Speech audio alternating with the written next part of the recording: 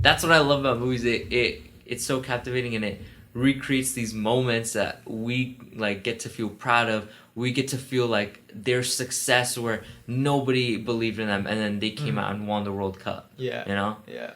I love that. That's a great story. Hello, everybody, and welcome to the Sound 14 podcast. Today, I'm here with Vineet. How's it going? Pretty good. How about yourself? Good. If the audio is kind of different, it's because one of our mics just broke down, like literally as we were setting this up.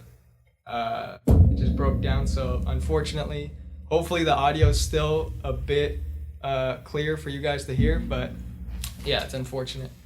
Not what I wanted to happen, but yeah, this is whatever. Yeah. But yeah, we were talking about earlier about Apple and some of its products, bro. Like we were gonna use his phone to do the recording, but like the storage on it is so shit. Like the base level storage is so bad. They need to improve that. Like, cause on most phones, like you probably seen like Samsung Galaxies and stuff like that. They start at like 500 gigabytes of storage, like normally, like the normal base level, and you're paying already $1,000 for a phone. Yeah. So it's well worth it for them to increase storage and like literally give people what they want in a product. But instead, they totally just improve their product just a little bit, just enough so that new people will buy it. But that's it. That's all they do. Yeah. Honestly, I don't care that if Samsung has that. I mean, obviously, if Apple could increase the storage, I wouldn't mind it, but I don't want to leave the Apple ecosystem. Yeah. I have too many products that are Apple, so. Definitely not, bro. Like the second I got my first phone, which was like, I think an iPhone 7 a few years ago, I understood now like why people won't move to something different. Yeah.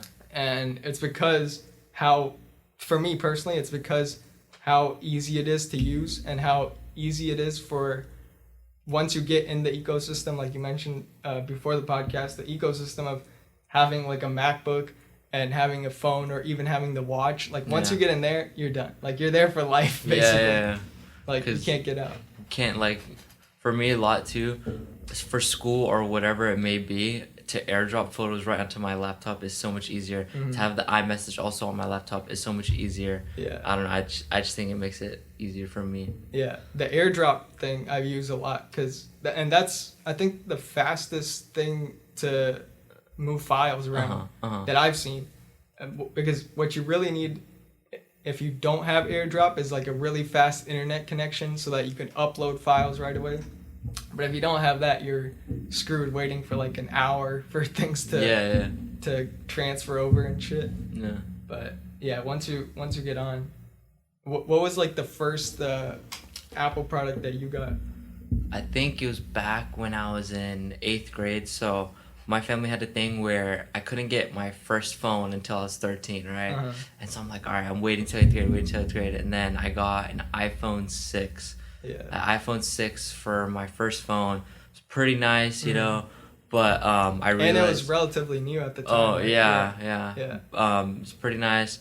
I realized I like bigger phones, and then like back then my family had Sprint, right? So like it was like every 2 years you can upgrade to a new phone. Yeah. So like after 2 years I upgraded to like the 7 Plus, and I loved it because I don't know, I just like a small phone in my hand was whatever, but I like bigger screens anyway. Yeah. And so I had an iPhone 7 Plus for a bit. But then we moved to T-Mobile, and then T-Mobile doesn't do that thing now. Oh, okay. And so I had the 7 Plus for like the longest time. Really? Until I finally upgraded to like an iPhone 11 about a year and a half ago. And those are the only Apple products other than my MacBook that I have. Yeah. But still, the ease of use for that to me is great. Yeah. I think the Plus model came out with the 6. I'm pretty sure. Oh, like okay. 6, or it might have been 7 actually. Yeah. The 7 Plus was like the first big Plus phone. Before then, I think it was only Samsung Note, which was that they still have it, but it's more bigger than the Plus, and it gives you like the stylus and shit. But for Apple products, that was like the first thing, and people were freaking out and shit about how big it was, and people enjoyed it a lot more. But speaking of the 6, I remember that was the phone that bent. Like there was the bend gate. Did you hear about this? No. It was people had their phones in their pockets, and because it was built out of aluminum, I'm pretty sure, and it wasn't as thick. They were trying to make it as thin as possible. The phone would bend like right in the middle. It would just bend a little bit, and you would see over time it would bend. And some people they actually tested out. I don't know if you know Unbox Therapy. Oh yeah, I've seen them on YouTube. Yeah. Those tech YouTubers like tested it out, and they fucking squeezed it down, and it would completely just break. Like not break in half, but it would definitely bend. And that's crazy though. Yeah. And of course now they don't. I hope they don't break or shit. Yeah. Yeah. They don't do that. They learn from their mistakes. Yeah. But yeah, the only thing that has that I enjoy now is the bigger screen. Like from the 7 to what I have now is the 11. The bigger screen definitely helps. Like that's way better. Yeah. And not just bigger in the actual like size of the phone, like the actual dimensions of it, but that it goes from the top of the screen to the bottom. That's much better. Yeah. And now phones, they have like complete screen. Have you seen those? Like instead of you know how on the iPhones there are notches, like the notch for Face ID at the top, that black bar. Oh, okay. I know. Yeah. Okay. That black thing. Instead now people are creating phones where the whole front side is a screen. Okay. Yeah. Yeah. So and they put the selfie camera beneath the screen. Okay. Which is a new the next step now. For people. Yeah. It's pretty nice. Yeah. Maybe I'll see when I get a new phone. Yeah, we'll see. But Apple won't do that shit until like 5 years from now. Yeah. where every other phone has it, and then they'll just be the last ones, and then everybody will like applaud like that they did it. Yeah. You know? It's fine. I still trust in Apple. Yeah. You know? Don't want to move. Yeah. That's part of it. But the increase in technology though has been insane over the past few years. Just from like everything in our daily lives, like stuff that we have now, like this computer or like our phones, are able to do tasks that 20 years ago were left for like professionals with professional design computers and stuff. Like I could edit shit on here that I wouldn't be able to edit 10 years ago. Yeah. It's insane. Yeah, you can even edit on your phone too. Yeah. Right? Like whatever, get like what's it called, iMovie or something else. I know there's like CapCut Pro. A lot of people make TikToks on that, right? Yeah. And they can edit right from their phone. You don't even need a large computer. The cameras too. Like people, even Apple shows off in their commercials that you can make a movie from your iPhone. Right?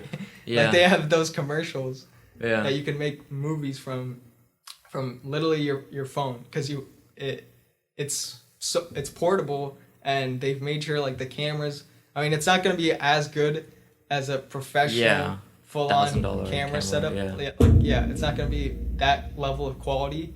But if you're trying to make like a short movie or anything, you could just use that, and it works. Like, and everybody has a phone. Literally, everybody has a phone. So. Yeah, I saw some TikTok too where people would be like, all right, I'm gonna take like a shot. Like this is my iPhone 13 camera versus like a large amount of money camera. And it looks pretty nice on both cameras, obviously. And then like I've also seen, there's one of my friend, he goes to USC, right, and he like does like cinema, and like he directs, and he's directed from he's a Samsung, but he still directs from his phone, and he made a short film out of that. And so I think it's honestly interesting that you could start out with the phone. You don't really need a large expensive camera. Yeah, and that's what a lot of these platforms have showed us, is you don't need the large expensive equipment because you could just post it on YouTube and Yeah. millions of people can see it. Yeah. Or you could post it on TikTok or you Yeah. could post it on Instagram or whatever. And you don't need to go through these companies like NBC or ABC or that are like, no, you have to use this specific equipment so that it looks good on TV. And Yeah. you gotta be advertised and shit like that. Nobody's telling anybody shit because now the power to create is in everybody's hands. Yeah. And that's the beauty of it, I think, of the internet in general. That's the biggest part of it to me, is the ability for people like us to create that have no ties with corporate, entities like Disney or Whatever, Warner Brothers or anything like that. We're our own individual artists. Yeah.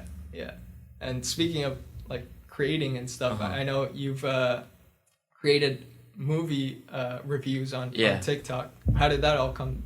Okay, so basically the story of how I started this, right, is I'm a huge movie fanatic. Yeah. I'm extremely passionate about movies, and just growing up, I'd always go to the movie theaters. Mm-hmm. When I was younger, it was going to like the Bollywood theaters, right, like Nausea in Artesia, right, with my parents, right, starting from there, and then like starting to watch. There used to be this one Regal in Irvine that showed all these indie movies, and so I'd go a lot with my parents. But then starting like middle school, like at beginning of high school, me and my cousins, we'd go to movies a lot, and a large part of that was we had Movie Pass.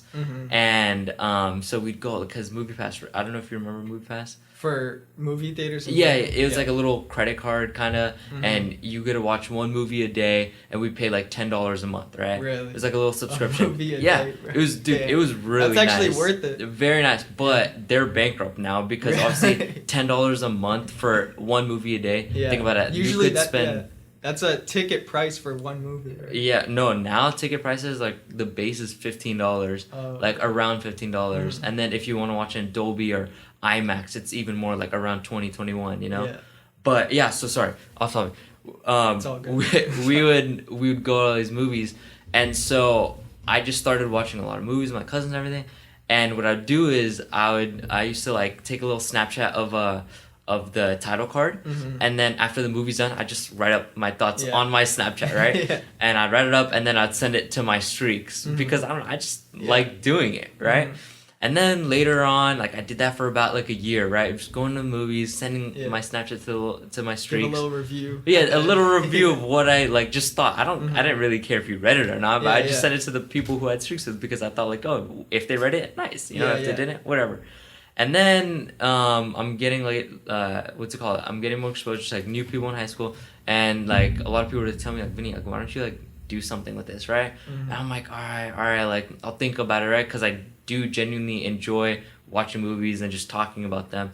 And then so after a little bit, I'm like, you know what? All right, like I'll create a TikTok because this is right when TikTok started, like right. Became like, you know popular. Yeah, I'm like, you know, I'll do something. And then COVID hit. So I'm like, you know what? I'll start right when movie theaters open back up, right? Because obviously, like, I didn't really watch that many movies on the streaming platforms. Yeah. Obviously, I do now because it's like, all right, more exposure to more movies, and then that allows me to create more videos. But I'm like, you know what? Like, let me wait till movie theaters are back open because that's when I truly want to see what I can do. So then movie theaters started. And then I think the first movie, forgot which one, but it was like it was Kajillionaire. That was my first review, I remember. And I don't really know how to use TikTok. I've never really recorded myself. Yeah. And so I asked two of my friends, and I'm like, hey, like, what should I do? I don't really know how to do this. I feel awkward. Like, low-key, it's pretty awkward talking to yourself in the camera for the first time ever, right? And so I remember I recorded it in my friend's car. Because that was my first review for Kajillionaire, right? And then after that, then I kind of got used to it. Like, I have this little lamp, and so I'd sit in front of my lamp with my phone, and I'd write up, like, my thoughts before, and then just talking to the camera so I know what to say and everything. But that's pretty much how I got into spoiler-free reviews, and that's where I got my name, right? SpoilerFreeVineet, because, what's it called? You what don't I want like to to do. spoil the movie. I don't want to spoil the movie because... this is also a large part as to why I created the page, because I did that on Snapchat, right? Like that's how I started. But then after a while, like I'd get feedback from some of my friends who actually like read the reviews and stuff. They'd be like, "Oh, whoa, like I didn't think of like that. I didn't see that in the movie, or I didn't think about this. Like now I actually want to watch it more, or I want to watch it again." Yeah. And so that'd make me a little happy. I'd be like, "Oh wow, like Yeah. you read my review and you want to watch the movie." You took away now. something from it. Yeah, like that. I don't know. It makes me feel nice because, like, okay, like because of me, even if I had like a 1% chance of affecting them into watching the movie or influence, right? That's a better word. That makes me happy. Yeah, definitely. And so that's why I started doing that. And then Spoiler-Free Vineet just sounded nice, and that's how it came to be. Yeah, that's amazing, bro. That little thing became like from doing Snapchat stories to now, like creating a TikTok and putting reviews up. That's amazing, bro. Yeah. I mean, for me, movies have always been a big part, but like you, it's become bigger recently.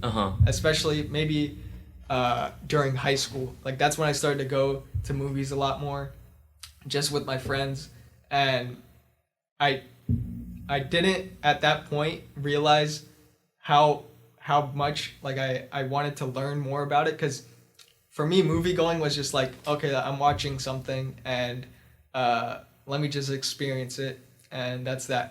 But soon I realized there's a whole process that goes behind this, which was the creation of it. Like people actually write movies, like they write down the script, that there's screenplay, and there's actors that memorize the lines and that prepare for roles and all this shit. Like now people know that, like, actors, and that's how movies are made. But to me that was like brand new news. Like this actually happens with movies and shit, because I didn't really pay attention to it that much, of like people put that much effort, like months and months of time into movies. It's honestly, it really is a beautiful process, everything that goes into movies, because even the smallest things you never think about, there's a job for that in movies. Yeah. Like for example, there's a prop master, right? So let's say I'm the prop master. I'm gonna put up, or prop masters and set decoration, they work together a lot, right? Yeah.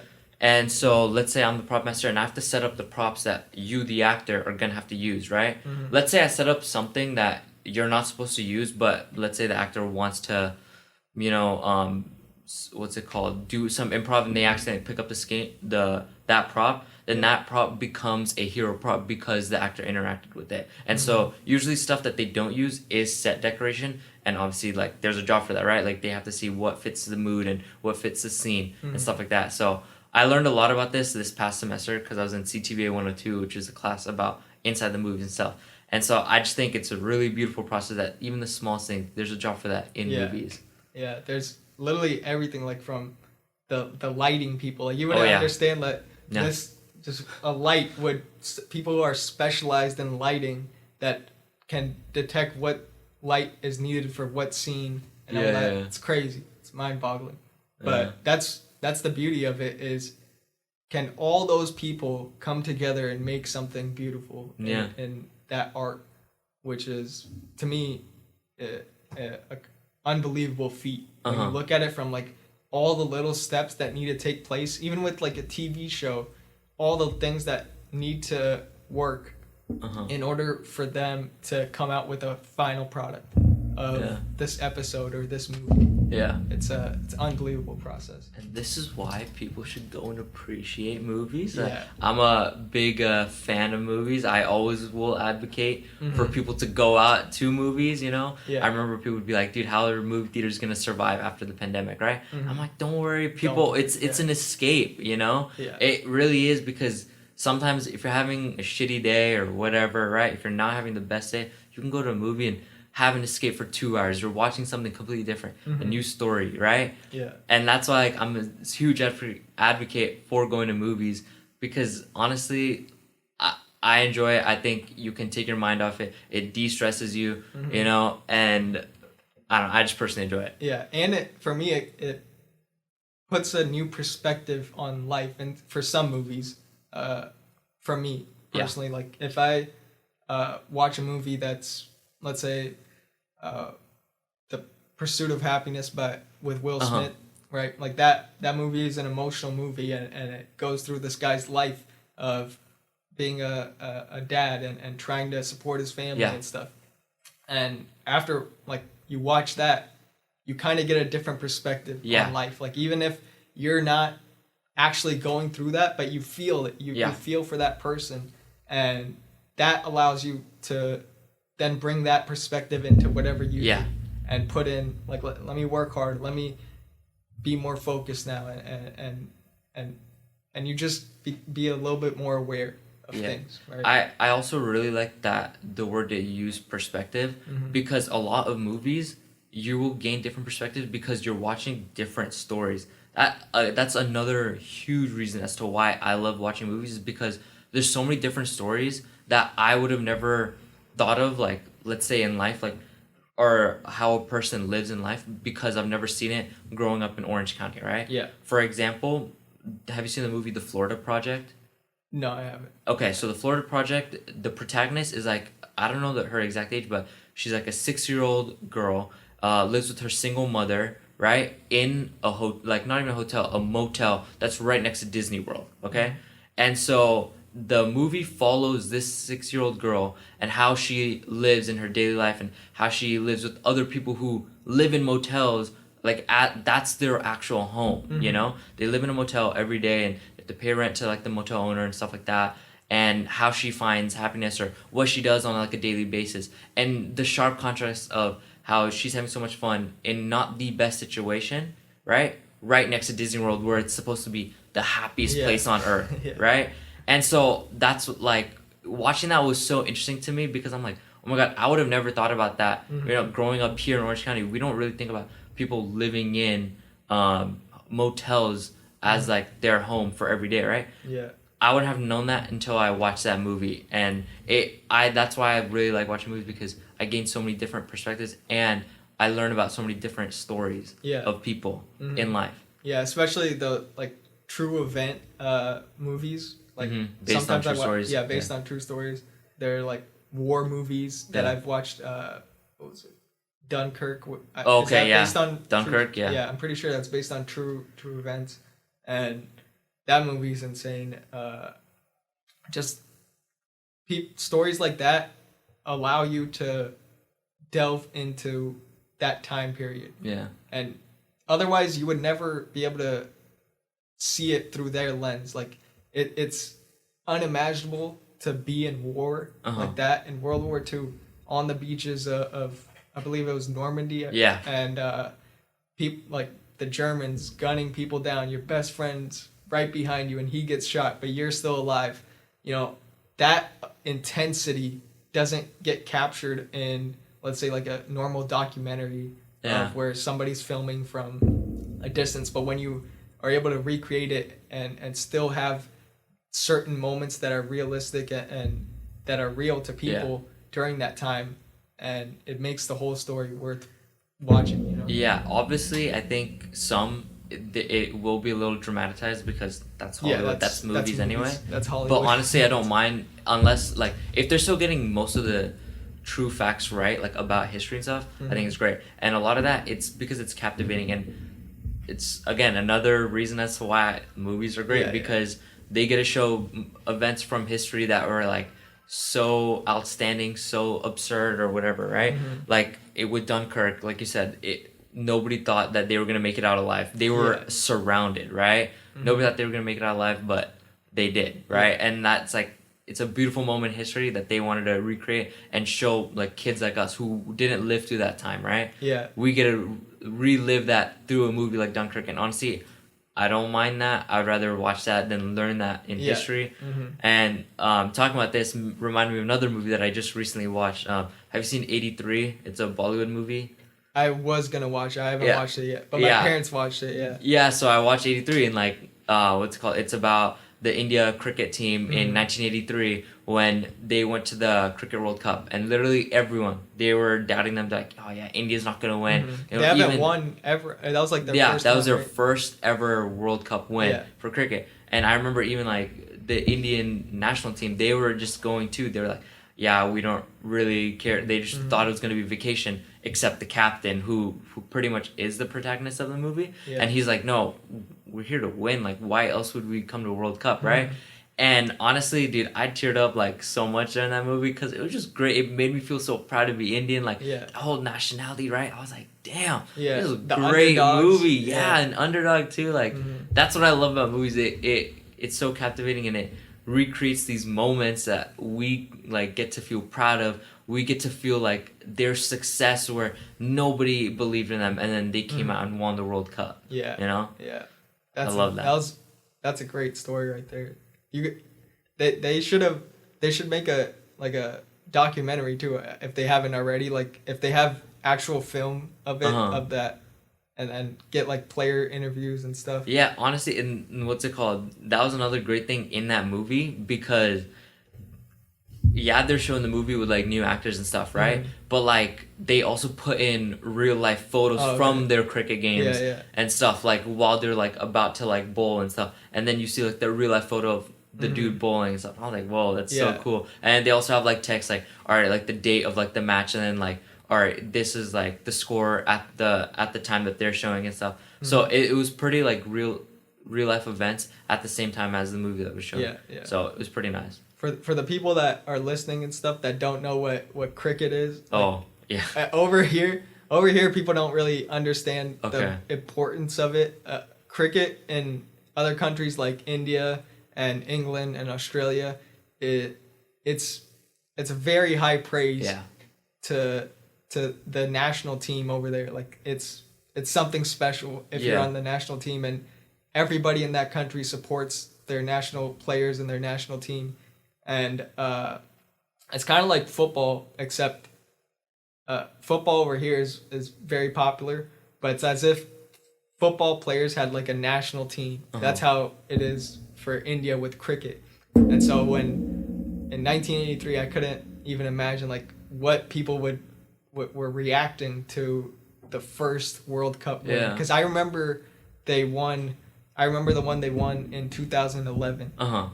I was watching that with my dad, and I believe, who was it? I forget who it was against, but I remember just watching it, and everybody that was in that room with me went fucking berserk when they won. Like I think the winning shot was Dhoni hitting a six. Like that was the winning shot of the World Cup, and that I'll never forget that, and the pride that people have in that team, and just the feeling of winning, right? Like it feels like you're a part of that. That's what sports does, man. Yeah, and I don't know, there's so many different sports movies too that we get to feel that. Like I know another somewhat sport movie that I watched a little bit like a long time ago, or not even a long time ago, about like a year and a half ago. Ford versus Ferrari. Yeah, also dude, like, I love that. Yeah, movie. again, that underdog movie. Nobody believed in them, and it came out and like won the race. You know, so I love these underdog movies. I know, especially with sports too. Christian Bale killed that. In that movie, dude. Yeah, he was a great actor, man. Does he normally have a British accent? Like, is he British? I think originally he is British. Correct me if I'm wrong. Yeah. Sorry, but yeah, dude, he's a great actor. Loved him in Dark Knight trilogy too. You know, I'm a huge fan of superhero movies. You know, and like watching that, especially Christopher Nolan, one of my favorite directors. Yeah, so good, dude. So good. Yeah, dude. That what was it? The Dark Knight trilogy. The first Dark Knight, not the Returns. That's it. The third one's Returns, right? Yeah, and then the first one's Batman Begins, second one's Dark Knight. Yeah. The Dark Knight, that first scene in Dark Knight is the best scene I think of any cinematic history. Maybe it's up there. I was gonna say like superhero movie, but it's up there. With even in all of cinema, because the acting in that by Heath Ledger and. Unreal, bro. Like how he portrayed that character, and the emotion of it, and it was a bank robbery scene. In the first scene, like of Batman, like you would think like it would just be like Batman doing like hitting bad guys or something, but it's that shot right there. And it was an amazing movie. All three of them are amazing. Yeah, dude. If I could go back and rewatch them, Probably would. Like, I think The Dark Knight, to me, that's a 10 out of 10 Yeah, movie right there. yeah, you know, and I don't give can't that many beat that. 10 out of 10 ratings. Yeah. And The Dark Knight, definitely 10 out of 10. Yeah, they're making the new Batman, right? Oh, yes. I cannot wait for that, dude. Yeah. I love Robert Pattinson. Mhm. I'm going to love seeing him as the new Batman. Yeah. And also, like, dude, okay, I don't know if this is a weird thing, but, like, as much as I love movies, I also get really hyped when I see trailers, right? Yeah. Sometimes I'll rewatch trailers over and over again. And the Batman with Robert Pattinson, that's definitely one of the trailers that I've seen over and over again because I'm getting so hyped for it, you know?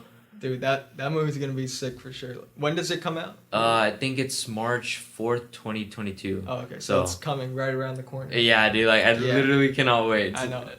And it's been a minute since we've had a Batman movie, right? Like a good Batman because movie. honestly, like, I've seen Batman vs Superman, but like, dude, I haven't even seen that, and because I've heard like it's not like that good. Yeah, like, obviously it's still like a huge movie, like maybe some fan service, but it's just too dramatic and too, like, I feel like they tried too hard to like emulate the MCU, right? And so DCU kind of fell off there, but it's not a horror movie. I just don't appreciate it as much, you know? And I'm glad that this will be something separate. Like how like they made Joker back in 2019, right? Yeah. It's not part of the DCEU, but great movie, dude. Something so dark, something so like eye-opening, you know? Yeah. Really loved it, you know? And so that's why I'm glad that we're going to have the Batman also separate from the DCEU. Yeah, I'm glad that they're taking it on this direction and not just doing it how Marvel does it, because like Marvel, they're different they know their shit. Like they have, once they found out what could happen with the first Avengers, they're like, okay, we're taking this all the way. Because I remember seeing that and being blown away, because that was the first time that like imagine like watching Iron Man and Thor and all these separate movies, and then seeing all those characters come into one movie. It was like, for a kid, like, it was fucking insane. Yeah. But yeah, they're just a different breed of movie. Like, and if you try to emulate that, like if DC says we got to do our own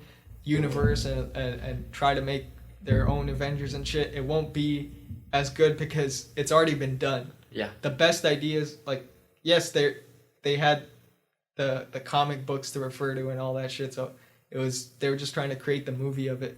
But with DC, these, like you mentioned, the Joker, and like a movie that isn't so fixed on DCU. Where they created their own story a little bit. Yeah, that's more, in my opinion, more watchable, or like more fun to watch compared to just like trying to recreate what Marvel does. And I think where DCEU went wrong, or not even went wrong, because I don't want to like diss them, right? I think where they just, in my opinion, where they messed up is with the Avengers. They already had their separate movies for each character except Black Widow and Hawkeye, right? With the DCU, I think they only had a movie on Superman, and then they had Batman vs Superman, and then I think they only had a movie on Wonder Woman. But they didn't have a movie on Cyborg. They didn't have a movie on The Flash. They didn't have a movie on the Aquaman, right? Yeah. And so we're kind of like, who are these characters? Yeah, we know them from like the past, from like comic book history, whatever, right? But we don't know the DCEU version of Aquaman, of the Flash. Now finally there's a Flash movie coming out. I don't even know if there's a Cyborg movie coming out, right? Yeah. But when we saw them first in Justice League, they already had like a team of movie with characters we haven't really gotten to know yet. Yeah. That we haven't really, like, you know, related to them yet. And so that's why it's just a little odd. It's hard to do it in that type of movie because there's so many characters. You can't just focus on one and then tell that whole story and then tell the other character's whole story. You need a separate movie to tell their story, and then they bring them on to the main thing. Then you make that team up movie where we already know who the characters are, what they're like, and then we see them in the universe with other characters that we enjoyed before, you know? So that's why Marvel, man, they did a good job. What's your favorite Marvel movie or like, if you can't think of one, think of a few. I'd say I'm a really big fan of Captain America, Winter Soldier. I just feel like that like political drama, like it's not like it's not something where it's all action, right? Mhm. It's also like a lot of investigating, like, oh wait, like, are we getting played and stuff like that, right? Yeah. And like with spoilers, sorry if nobody's seen Winter Soldier, right? But it's like pretty much with Captain America, he's dealing with the people of Hydra, right? And like how Hydra's infiltrated Shield, and so like I like that how he's like slowly figuring it out that like, oh my god, Hydra's or like Shield is corrupt because there's so many Hydra people in Shield, and so I just really like that. And Captain America he's one of my favorite superheroes, I guess. So it was a great movie to me. That also really like Black Panther. I remember I was hyped for Black Panther. I watched that like 7 times, Really? dude. Like in theaters too. I think I watched it twice. Yeah, like Black Panther was one of the greatest movies. Something so new, and it was obviously like great for like African American, you know, like almost a whole African American cast. Yeah. Right. Like I just love that. I just love Black Panther.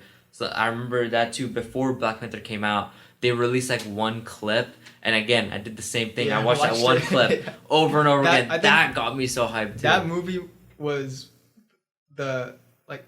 and I don't know when exactly it came out. Maybe 2018. 2018, yeah. February 2018. Yeah, when the hype for that movie was unlike any other movie up to that point. Like it's hard to express like how many people were so hyped to go into movie theaters and watch that. Yeah, it was insane. And that too, what I guess added to the hype, they had a dope soundtrack because they had all these artists. Kendrick Lamar. They had what's her name? SZA, right? All the Lights. That was such a hit. I know. And all people these still great, play that on the radio. Yeah, all these great artists to come to their soundtrack. But then on top of that, their score, they had Ludwig Göransson, who's already been popping off, right? He's been doing so much. He did for The Mandalorian. He also did Tenet, you know?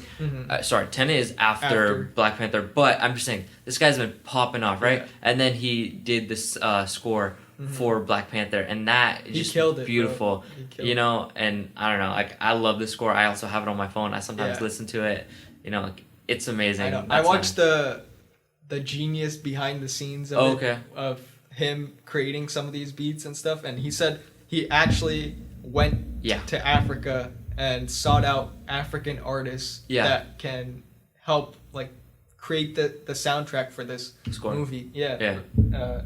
And it was insane to see the process of him having to create a soundtrack like completely from scratch based on what the director was asking for. In this movie, he needs something to build up suspense or to build up different characters, right?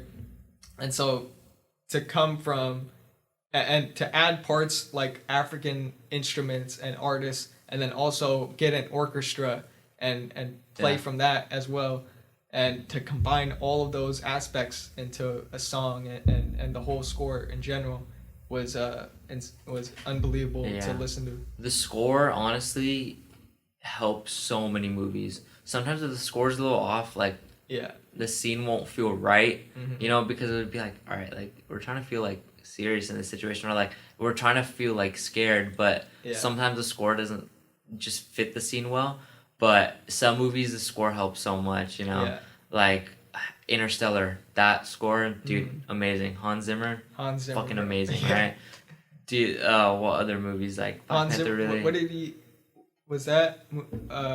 He also did Hans Dune. Zimmer with Time. I'm pretty sure the track is called Time. Oh, okay. You're talking about Shoutout. Yeah. I forget what movie it's from. It might be from Interstellar. Might be, yeah. But dude, amazing. He also recently did Dune. You know, and that's why he because usually Hans Zimmer's a collaborator with Christopher Nolan, right? Yeah. That's why he didn't do Tenet, because he was working on Dune, and then so that's why Ludwig Göransson. Was there a score for Dark Knight too? I'm pretty sure. Yeah. Hans Zimmer as well. Yeah. It's like, dude, it's honestly amazing, man. Like, and like the thing I love about the score too is like there's certain things that they keep for certain characters, right? Like for example with Black Panther, you know, like what's it called? It was associated with Killmonger because of the flute noise. Like the flute was like it represented him and how he's like evil, right? Yeah. So like I don't know, I just love that. Like love seeing that when I rewatch the movie fucking 7 times. Those right? little details that make it. Right? Yeah. Yeah, that's his track or his score in general. And I remember seeing he worked with Childish Gambino before. Like I don't know if you know who Childish Gambino is. Yeah.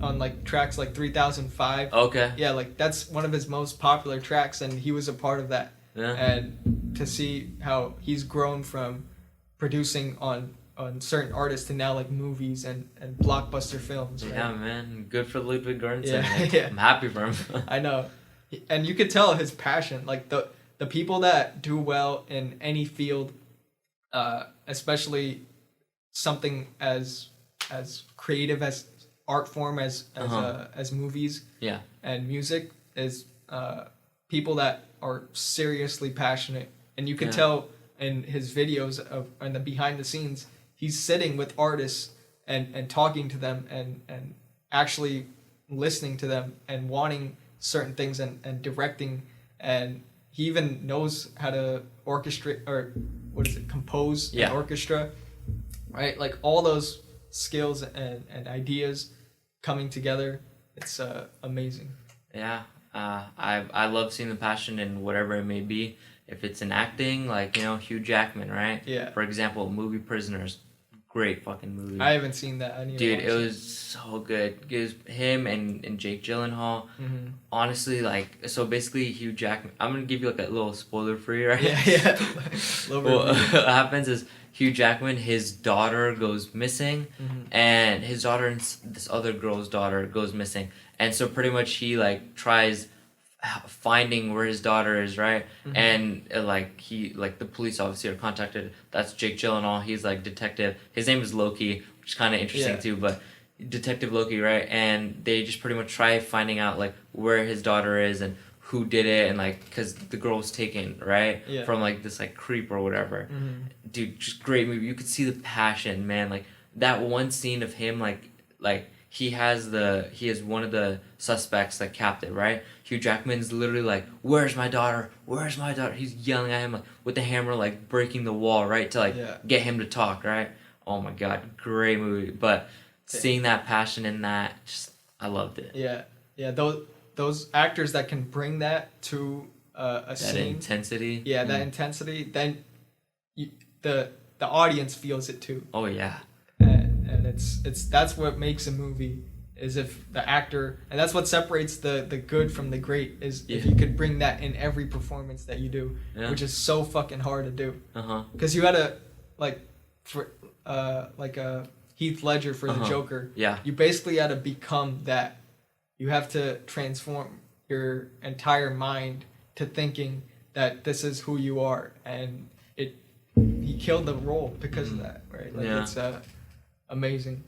But movies like that and people that come together to make movies, I applaud all of them.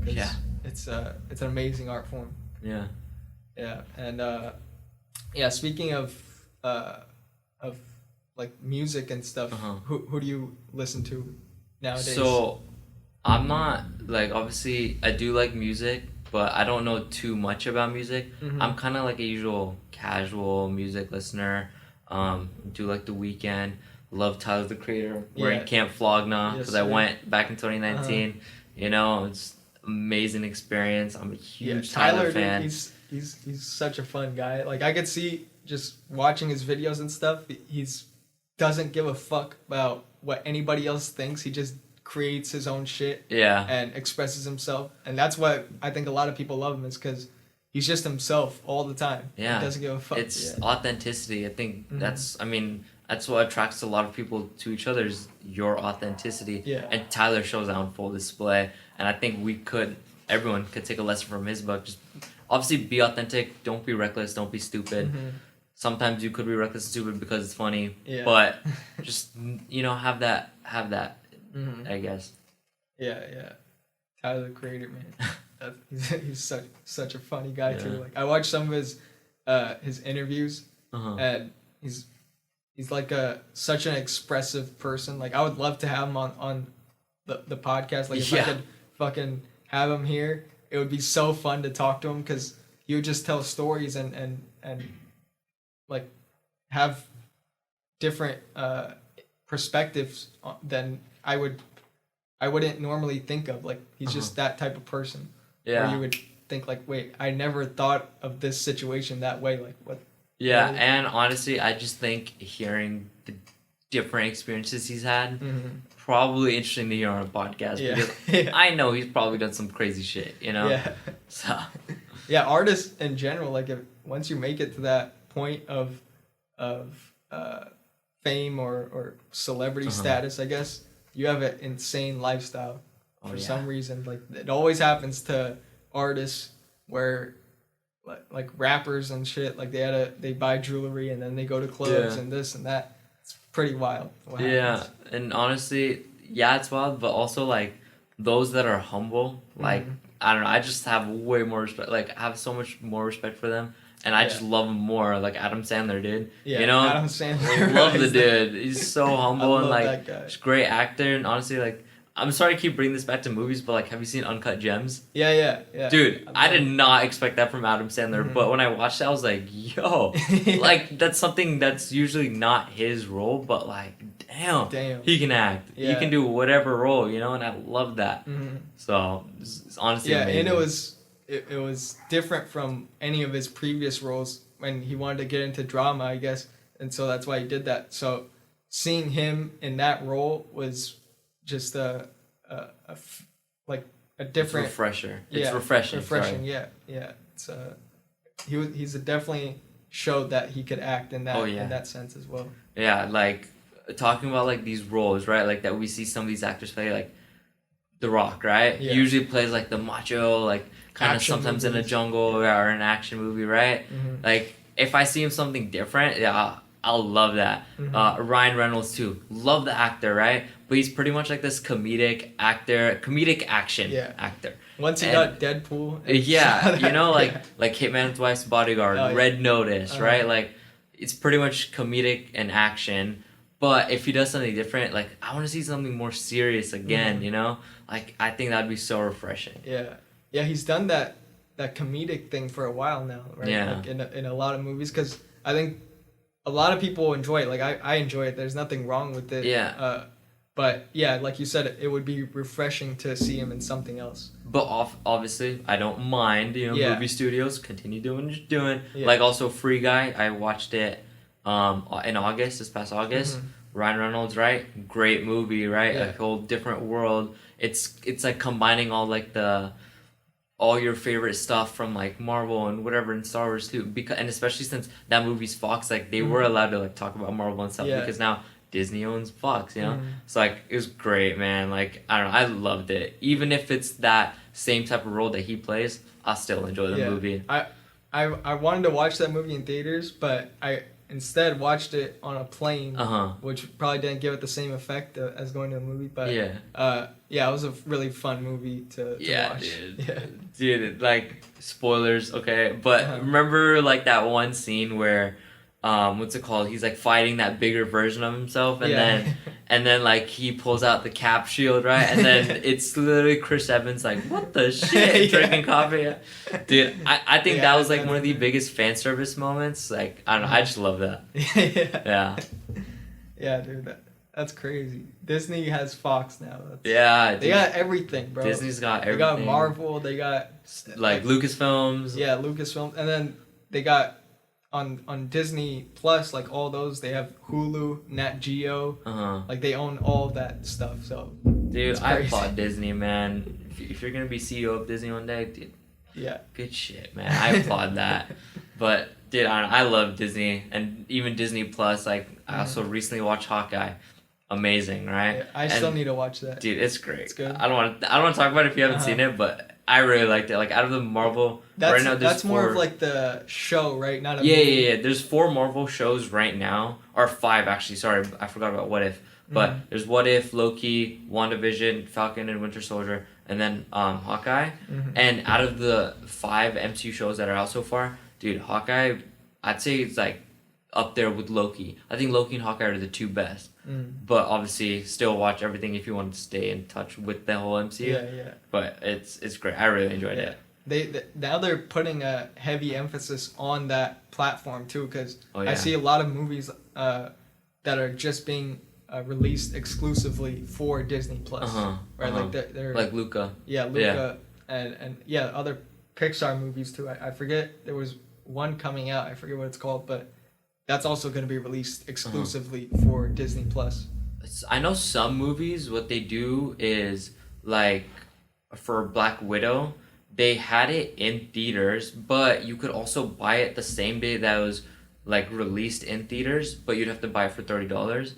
I'm not the biggest fan of that because I think as a movie, you should watch movies in theaters. Yeah. And also, like, their movie theaters should have a theatrical window where they can only watch movies in theaters until, like, it can be released onto, like, streaming platforms or, like, on demand, right? Yeah. And I think Disney should create a bigger window, Mm-hmm. right? Like, I don't know how large the window is. Yeah. Or, well, for Black Widow, there wasn't a window because you could buy it the day of, Mm-hmm. right? And then also, like, HBO Max did that for their 2021 slate of movies. You can watch it the same day that it was released in theaters, but also on HBO Max. Mm-hmm. And I know that was, like, a lot of people didn't like that. Christopher Nolan spoke out against that. He wasn't in support of that. Yeah. Also, like, I forgot, I don't know how to say his last name, but Denis Villeneuve, he's the director of Dune. Mm-hmm. And Dune is also, like, it's because it's Warner Brothers, right? Yeah. And so Warner Brothers and HBO Max have that deal. And he was like, dude, like, I want my movie to be in theaters. Yeah. I don't want it to be released, like, on the same day as HBO Max because that movie's meant to be seen in theaters. It's amazing. The cinematography, yeah. Especially, like, dude, you got to see that in theaters. You don't want to watch it on, like, a small screen, you know? Yeah. And so that's why, like, I'm with them. I agree with them. I think you should watch movies in theaters before you watch it on demand. Yeah. And there should be, like, a window. Yeah, I watched a video recently about that subject of the window of time has shrunk over the years of theater releases and then the theater release and then the streaming release and also, like, the DVD and all that stuff. Like, so that has shrunk over the past few years, and now it seems like you said, this in 2021 HBO did it the same day, so there's, like, literally no window for that.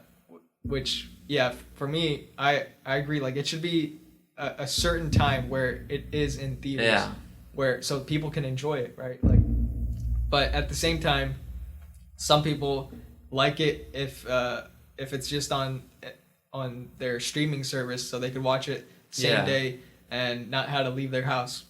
But for art's sake, it's meant to be seen on that screen. Big screen, right? Man. Yeah. And I'm an avid moviegoer, so I support. I will go to the movie theater. And, like, I also have A-List. Do you know what AMC A-List is? No. So AMC A-List, like MoviePass, it's also another subscription. Mm-hmm. I pretty much got AMC A-List as soon as MoviePass got bankrupt. Mm-hmm. But what AMC A-List is, I paid $23.95 a month. Before, it used to be $19.95 a month, which was really nice. Yeah. But now it's $23.95 a month. Still also because they almost got bankrupt too. No, they didn't. I know. They just, like, AMC in general. Oh, no. It became $23.95 a month before, like, COVID. Oh, okay. COVID. And honestly, like, that too is not a great, like, I mean, it's not horrible. Mm-hmm. It's a great price, $23.95 a month. What it is you watch it, the subscription lets you watch 3 movies a week. It resets every Friday morning, and you get to watch it in any format. So if you want to watch it in Dolby, you can watch it in Dolby. If you want to watch it in IMAX, you can watch it in IMAX. Yeah. AMC Prime, or even standard digital. Mm-hmm. And just think about that for a second, right? One standard ticket is like $15 or around $15. A standard Dolby or IMAX ticket is $20 to $22, right? The subscription is $23.95 a month, and it allows you to watch 3 movies a week. You get to watch 12, theoretically, if you wanted to, you could watch 12 movies that month, and you're already making the most of your money if you watch 2 movies a month. Yeah. And that's why I love it. Yeah. Like, I remember July 2019, I watched 11 movies out of the 12 movies I could watch. Really? In theaters. Yeah, and like 11 different movies? Or, no. Okay. So obviously I rewatched some movies because, like, I'll be watching with this person, I'll be watching with this group, you know? Mm-hmm. But, like, it's still super nice because I love going to the theaters. It's another reason, like, I never have to really worry about money for going to the theaters because of this subscription. Yeah. So again, if people want to watch movies, and even if you don't watch movies that much, but you know you can at least watch 2 movies a month, I definitely recommend it, right? Yeah. And that too, like other benefits with the AMC A-list is, in my personal experience or my personal opinion, I think AMC's, it's more quality, right, than compared to like Regal or other movie theaters. Yeah. Obviously, I don't mind going to these other theaters. I just personally have a preference for AMC. And that too, A-list, what it allows you to do is, if you buy like a small popcorn, you get to upgrade it to a large for free. If you buy a small drink, you get to upgrade it to a large drink for free. And so it's like small things. Like, I just love AMC. I love the quality about it. Leather seats, reclining seats, you know. You don't get that in others unless you pay more. Like at Regal, I think you can get that in like Regal VIP. Yeah, you know? that's amazing. Yeah. But the movie theater I go to, it has like the leather seats and heated seats and shit. And guess how much it is? How much? $7. No way. $7. Do you go on a specific day or No? And which theater? Actually, before it's $7 before 6 p.m. Oh, okay, yeah, So- that's normal. Like, cause usually what they do is, what's it called? Like, I don't know And why I it's think like a it's daytime $10. thing. Oh, okay. $10 like after, and it's Cinemark. Cinemark. Yeah. Cinemark is I think it's the 3rd largest chain after AMC and Regal. Yeah. But I've never been to a Cinemark theater. I'd like to check it out. Yeah. But also, like, I just have like a loyalty to AMC. AMC, yeah. Just super nice. Super like. Yeah. I don't know. It's like how we talked about Apple before. For me, that's my Apple. Yeah. AMC is just too easy, I guess. Yeah, you have that pass already. And Yeah, like I so- don't want to leave it. Yeah. Yeah. But the reason I go to that one is because I've always been going to that one because it's the closest theater to my house. You literally get out of my neighborhood and go down one street for like a mile, and that's the theater. And, it's a pretty large theater too. I think it's like 25 theaters. In one Auditoriums. And auditoriums. And I've usually they had standard seating without like the heated seats and leather seats, with more seats really, because you could have with the regular seats it's just like this, but like maybe 20-30 people in one row. And now, since they're the leather seats and bigger, I think it's maybe 10-15 in a row. And they changed. At first it was only in this thing called Cinemark XD, which is like their like IMAX version of it or whatever, like better sound and whatnot. So it was first in there, and then for some reason they're like, why not just like do the whole movie theater like this? And they changed it. That's great then. And it's the same price, like literally the same price. So I'm surprised about that. Yeah. $10 ticket. I mean, that's great. I know. Obviously, but my allegiance to AMC. Yeah, I didn't know. I thought every movie theater was like that, where it's like $7 or $10, but then I saw AMC prices and I was like, damn, $20 for IMAX or whatever. There's some theaters though, like I know this one. It used to be called the Dollar Theater, right? Because it is a cheaper theater. But AMC bought that. It's in Woodbridge in Irvine. But that is like a cheaper AMC, or like it's cheaper theater. I know sometimes some theaters offer like a day, like with AMC, if you're like an AMC Stubs member or AMC A-List member, tickets on Tuesdays are usually like $5 or maybe a little more now, because obviously like prices always like go up, right? And then obviously, like you said, like before a certain time, because most of the time movies will like try to make the most money, right? Like, and it makes sense. Most of the time that people are free are usually after 5 p.m. or 6 p.m. And so that's why they're like the normal price. But before that, they're usually like 30% off or however much percent off. And so it's nice, you know? Yeah, going to movies is definitely the best way to experience it. Going to an actual movie theater. Yes. There's no other way. Like, you can't get that sound unless you have your own movie theater in your house, and even then it's like not as fun to watch it, especially for Marvel movies. It's you get an experience of everybody knows this story, and that's the most fun I've had in movie theaters, because everybody's like screaming and shit, like applauding whenever like a new character comes into the scene, like in Endgame. That last scene where all the portals open, people were standing up, fucking applauding and shit. Like you don't get that just on your phone watching that. Did you also That's watch the experience. Spider-Man No Way Home recently? Yeah, I just watched Yeah, so not even spoilers, I'm not gonna talk about it, but that is definitely a movie that had like I think even more hype than Endgame, and the in theater reactions to everything that happened in Spider-Man No Way Home. Yeah. Oh my god, great feeling. I know. Literally, like, did you go like the night of? No, I didn't go. Oh, okay. I was in New York over the Christmas, and I went to Connecticut to see my cousins and stuff, and then on Christmas Day, literally nothing's open, like everything, restaurants are closed and shit, and the movie theaters are the only thing open. So we're like, I haven't seen Spider-Man yet, why not just go? And we saw it then, and yeah, it was amazing. Dude, I went opening night, because I remember December 16th was the last day of our final, or for me, it was the last day of my finals, right? And me and my boys back home, like, we just went to go watch it opening night. Dude, that's the type of experience, like you said, right? You don't get that watching it on a phone. Yeah. You get that at the theater, a full theater with everyone. Some people even dressed up as Spider-Man or like whatever their favorite outfits were from, from the Spider-Man movies.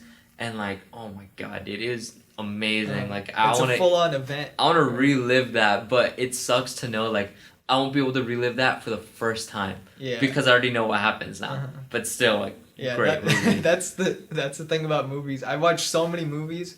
Like, I have that feeling for Quinten Tarantino movies. Where I've watched it. I watched Django Unchained or Inglourious Basterds for like 10 times already. And I wish I could see it again for the first time, because the storytelling in that, the acting in that, the direction by Quentin Tarantino, it's perfect. And to witness that, I mean, watching it again, you get that feeling of that I watch it maybe once a year, so that I could still get a feeling of, okay, I might have forgotten about this part this scene, but you don't get the same feeling as that first time watching something.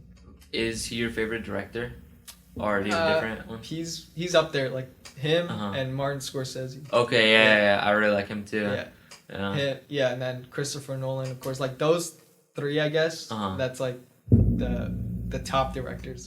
But with Quentin Tarantino, what makes him unique and what makes me like excited every time is because he said, I'm only gonna do like 10 movies. Oh, okay. Right? Like he has and I think his next one is his last. Okay. So like after 10, he's done. Like that, he's not gonna make any more movies after that. And he directs and writes all of his movies.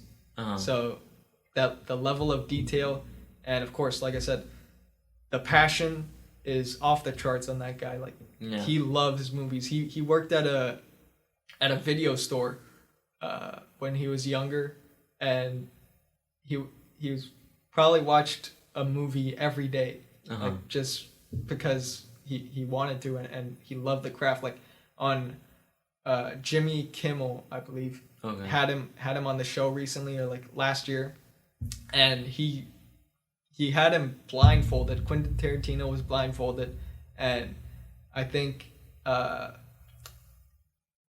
Jimmy Kimmel had a set number of movies from like the 60s or some from the 2000s, or just from different time periods, and he would read the description of it. Just read the description of the movie, and Quentin Tarantino would guess it. That's how fucking unreal his mind is on films, man. Like he fucking loves it. Like everything, you could talk to him about Italian films or Japanese films, and he'll understand. Like he'll know who scored the music for this certain film and shit. Like he's obsessed with movies, and that carries out onto everything he does. There's a reason why he's regarded as like one of the top directors, is because of that passion that he takes on every film, on every set. Like, you could tell. Dude, that's so great to hear, man. Like having that passion, whatever it may be. It doesn't have to be movies. Could be whatever else you're interested in. Like anything. There's so much. Like you could cook. You could do fitness. You could do clothing. Whatever it is. There's infinite amounts of opportunity, and it's just an individual figuring it out. Like trying to understand. Like for you, who would have known that you would like movies so Yeah. much that you'd review them? Yeah. It just happens because you have to kind of experience life in a lot of ways. Yeah, Like, and yeah, sorry. go ahead. All I was gonna say is like to express that passion, right? Mhm. Don't have like an expectation for it. The best comes from having no expectations, just truly living through your passion, whatever it may be. For me, yes, it's movies. Yeah, You know, for you, maybe it's podcasting, Mhm. talking to people, listening to everyone's stories. yeah, So I think that's like the greatest thing with having no expectation. Mhm. You're just Yeah. living through it and having fun. yeah, and especially this time period of getting to do it because there's the freedom, especially in this country, to be able to express yourself no matter what, like whatever it is. If you like Sonic, you could do a podcast about Sonic and like just talk about Sonic all day. Yeah. Like people will listen to that because people want that. Even Pokemon has become Pokemon cards last year were blowing up, and now it's about crypto and NFTs and this and that. Like there are these different niches, and people can get obsessed about whatever they want. Like there's nobody telling you that you have to like this. Yeah. You could pick whatever you want, and that's the beauty of it, is being able to decide for yourself just by going through the experience of life. You could find what you don't like, which will lead you to what you do like. Yeah. Right. And I think that's great. People should have their own passions. People can like whatever they want, and especially if like you don't judge, like you can like the weirdest things, you know. Yeah, And, yeah. I mean, it's good for you, you know. Like I'll support that. Honestly, if you're like expressing your interest instead of like doing something that you're not really enjoying, Just like right?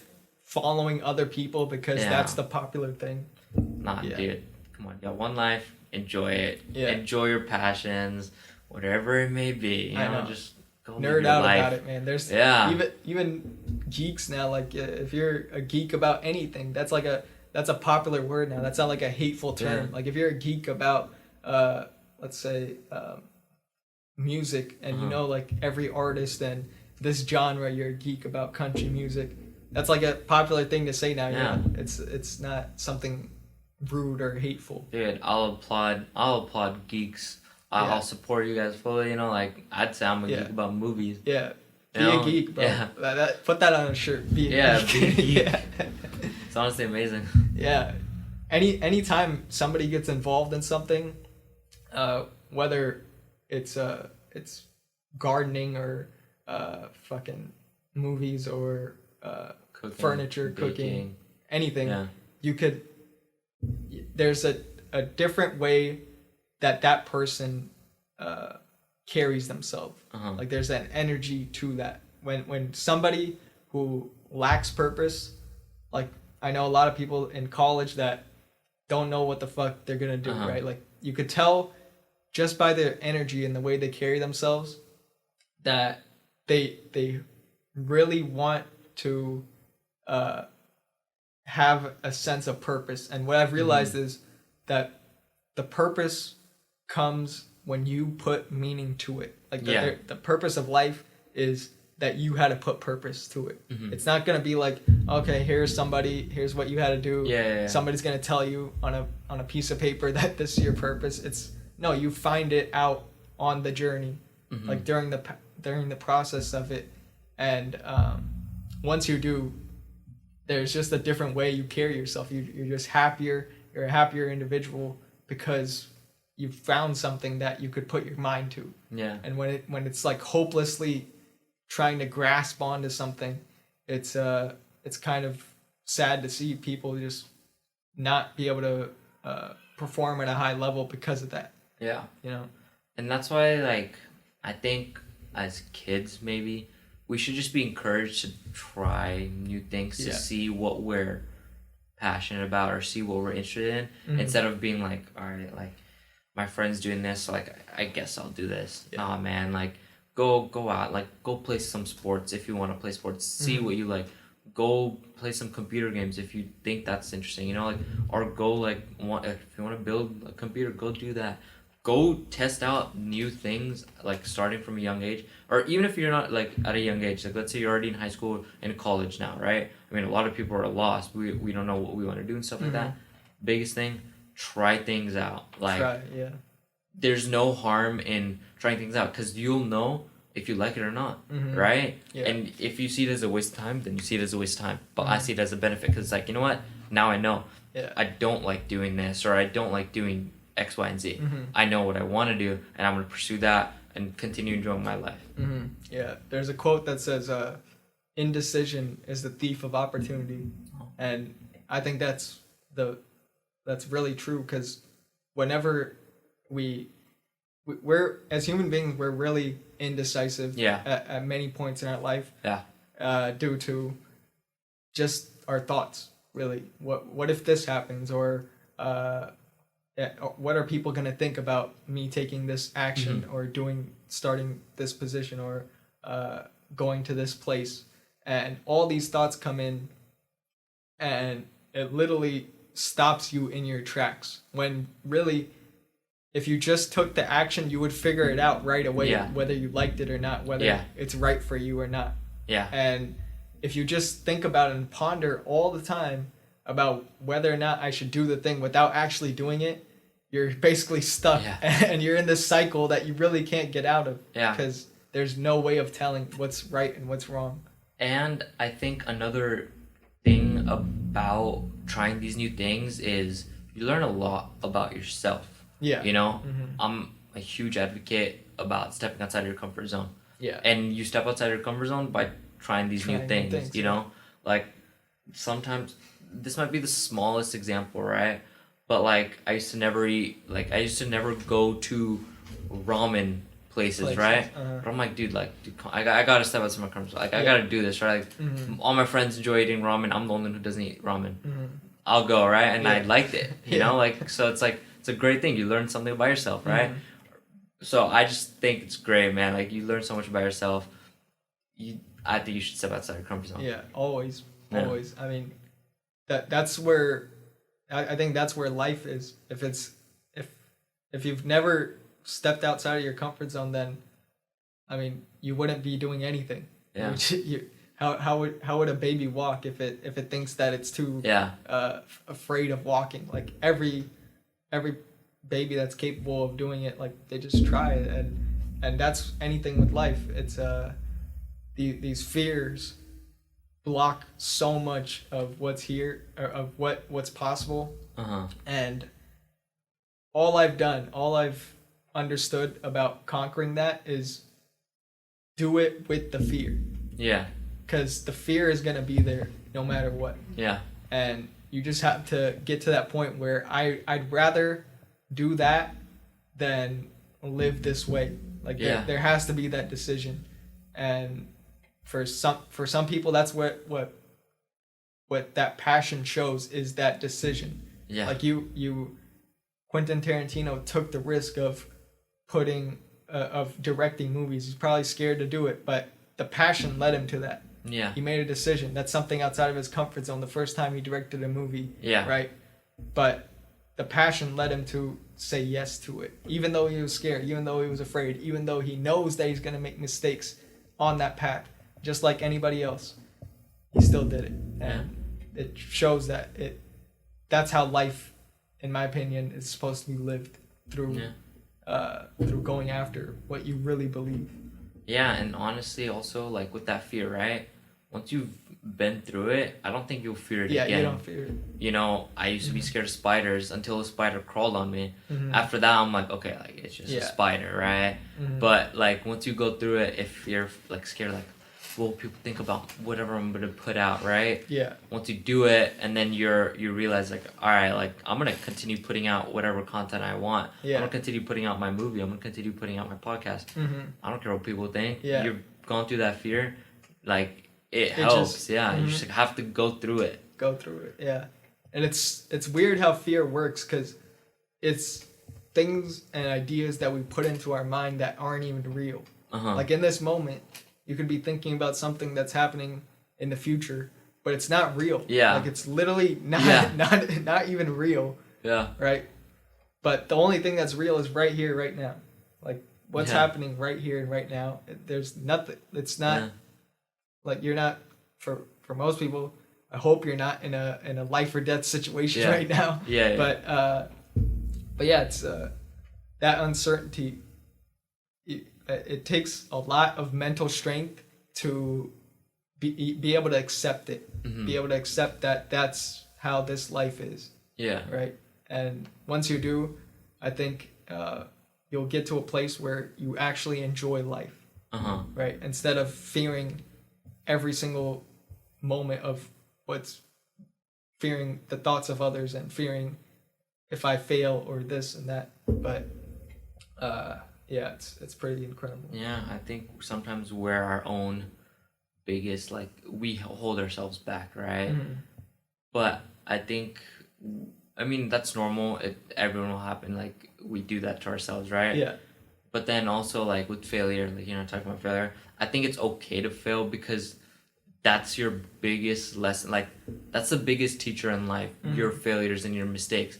You learn the most from that, because once you learn from that, you'll know, like, okay, next time, like, I know what to do differently. Or next time I know how to properly handle whatever situation. And so if you're open to failure, dude, I'd rather fail 9 times out of 10, I'd rather fail. So that 10th time will be perfect. Or not even perfect, just it will be successful, right? And so I'm open to failure. And if you're open to failure too, that's, like, honestly amazing. And I think also like, at a young age, we should be open to it. Instead of, like, being like, no, don't fail. Well, whatever. And that's what school in some ways does wrong, because the testing system like makes sure that kids understand that failure is bad. Whenever you fail a test, it's a bad thing to do, right? Instead of understanding that, like, you failed, it's okay to fail, but learn from it instead. Like, don't define down. it. Don't define yourself as that one failure, right? Yeah. That's something that teachers and adults had to teach kids, that it's okay to fail. It's not like the best thing ever if you fail, right? Like, try to succeed, but the failure shouldn't be taught as or taught to kids as being their Negative definitive and bad. negative moment, right? Instead, learn from it. And every failure gets you closer to what you do want, what the success is. Because even, like, with all this setup and shit, like this podcast equipment, I failed at this so many times. Like, even right now, this microphone didn't work, right? But it's all part of it. Like, I've started to gain the perspective of, when things don't work out as I planned, it's for a reason. Yeah. It's not because that life has it in for me that wants me to fail. No, but it's for the process of it. And you gotta trust. And then also, it'll build your character. Like, now we know, like, how to improve next time. But we'll go through these experiences, and that's, like, your biggest, like, teacher, I guess. Yeah. So. Just trying to improve every day. Yeah. Let's see what we're at time wise. Yeah. We're at, it's 11:36. Okay. So you had to go at what time? Like, maybe, like, within 10 minutes or something. 10 minutes. Yeah. Okay. Yeah. I mean, we could wrap it up here if you want. Yeah, sure. Because I know you have things to do after this. So hopefully the audio wasn't too bad for those listening. Yeah. And thank you for coming on, man. It was a pleasure. Dude, I appreciate it. Thank you for inviting me to this. I enjoyed it. Hopefully we could do it again sometime. Yeah, too. I'm down. And thank you everybody for listening, watching, and peace, love, and positivity.